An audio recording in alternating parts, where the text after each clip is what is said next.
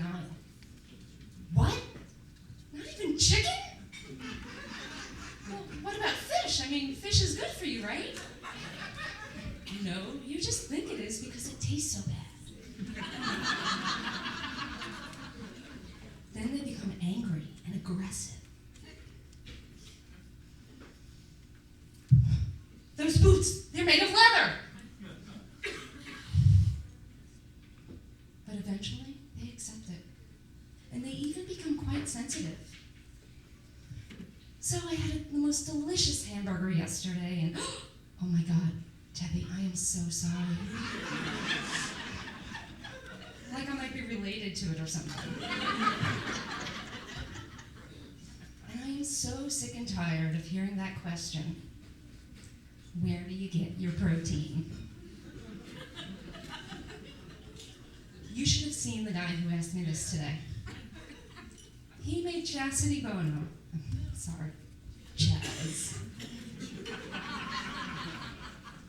look like some kind of fitness buff. I mean, this guy is one Big Mac away from congestive heart failure, and he's worried about me powering up my guns. And you know, people assume that I'm some kind of animal rights activist, but the truth is, I hate animals. I can't stand them. They are vile, disgusting creatures. I don't know how you people can eat them. But think about it. I mean, think about what they do. They lick their own asses. They lick each other's asses. Yeah, ha ha ha. They'd lick your ass too.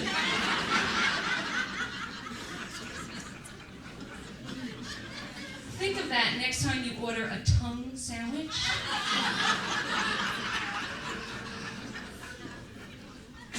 And you know, fruits and vegetables are beautiful, right? I mean, they're colorful and they're vibrant. They look like something that should be eaten. Can you say that about a cow? I mean, how do you think that even got started to begin with? Do you think maybe some drunken rednecks got really hungry after a night of cow tipping? Hey, bud, maybe it tastes like a black and white cookie. And what about a pig? A pig! I mean, what is wrong with you people? What were they thinking? You know, if we pull that thing out of the mud, if we can wipe off the pig snot, and maybe chip away that caked on dried up pig shit, we may be onto something here. Delicious. Fruits and vegetables even sound more appetizing, don't they? Passion fruit, heirloom tomatoes, sweet peas. A little bit nicer than, say, veal shank, rump roast, chuck steak. And we all know you are what you eat, right? Do you really want to be a stuffed crab? A battered shrimp? I don't get it. And still, vegetables are treated like the second-class citizens of food. You ever go to one of those cafes where they have the menu on a chalkboard? And you know how everything's written real nice and pretty and colorful? They have a little cartoon drawing of a dancing hamburger. A little smiley face on an ice cream cone. And then at the very bottom, in really teeny tiny letters, it says, vegetables. They didn't even want to write it there, but legally they have to. Even in a higher-end restaurant, the waiter comes over, everything gets this amazing description. For tonight's specials, we have the freshly caught rondelle of wild salmon.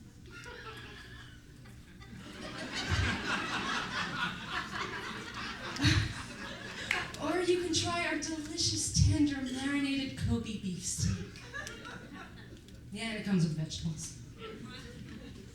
Excuse me, what is the vegetable? I don't know. If you've seen this before, right? I don't know. Nobody's ever asked that before. I think it's green. Anyway, I went to one of those group meetings for PETA. I thought this would be a really good way to meet some vegetarian friends. No. These people are so unfriendly. You should have seen the looks I got when I walked in there. I was so uncomfortable. But I decided I'm going to stick it out and stay. So I took off my fur coat.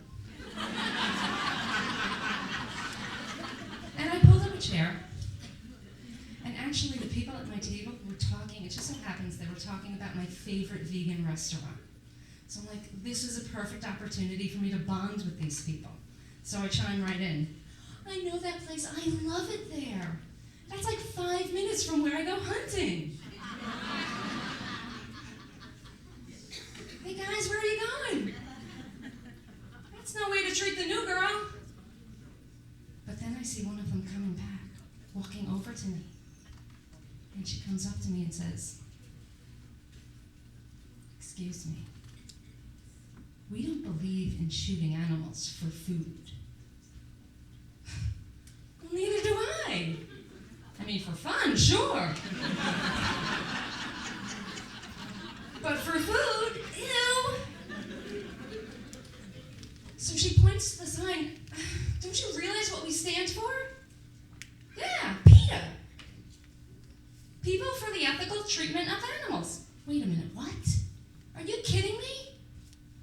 This isn't about bread? Do you know, I bought 10 gallons of hummus to this thing for nothing?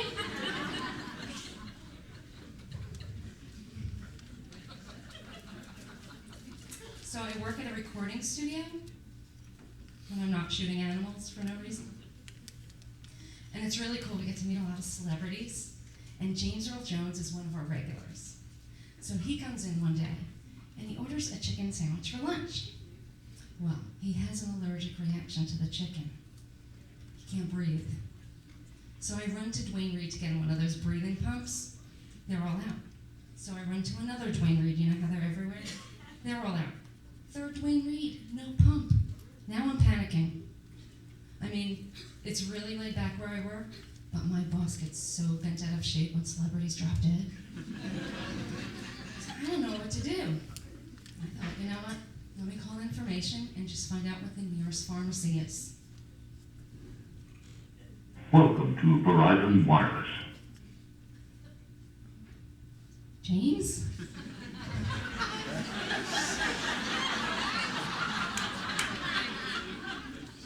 You okay?